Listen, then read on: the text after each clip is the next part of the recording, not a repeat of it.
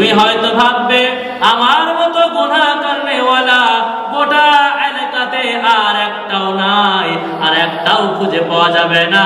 আল্লাহ বলছে, বান্দারে, আমার রহমত থেকে নিজেকে বঞ্চিত করো না। আমি কি করিলাম এ দুনিয়ায় আসিয়া, চিন্তা করে দেখে রে মন ভাবিয়া,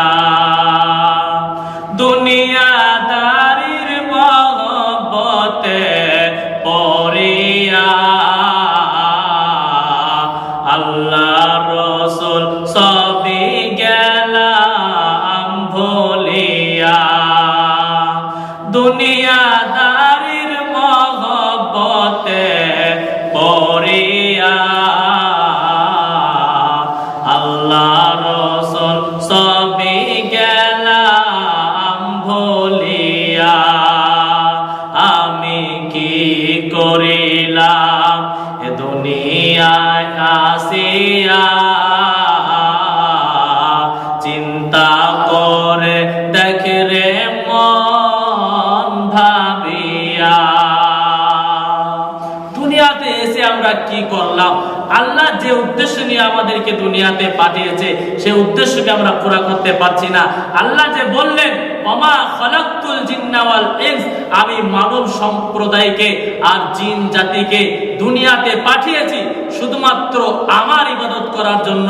আজকে আমরা সে আল্লাহকে ভুলে গেলাম।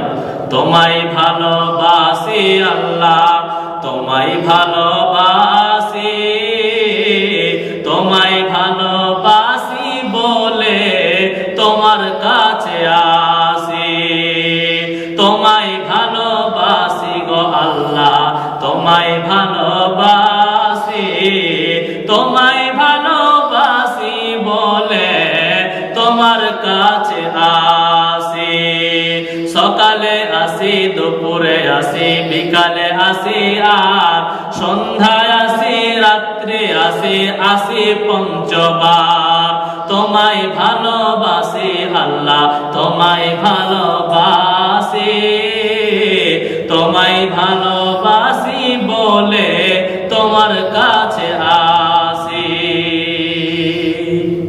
তাহলে আল্লাহ যে বললেন আমার ইবাদত করার জন্য তোমাদেরকে পাঠিয়েছি, তোমরা আমার ইবাদত করবে।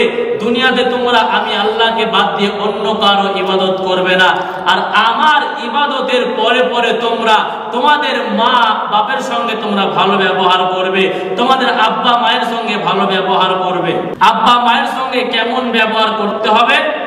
আল্লাহ রাসূল সাল্লাল্লাহু আলাইহি ওয়াসাল্লামকে একজন সাহাবা জিজ্ঞাসা করলেন, ইয়া রাসূলুল্লাহ, ইয়া হাবিবাল্লাহ, নবী গো আপনি বলুন পৃথিবীতে আমি কাকে সবথেকে বেশি মহব্বত করব, কাকে আমি সবথেকে বেশি মূল্যায়ন করব, কাকে আমি সবথেকে বেশি ভালোবাসবো?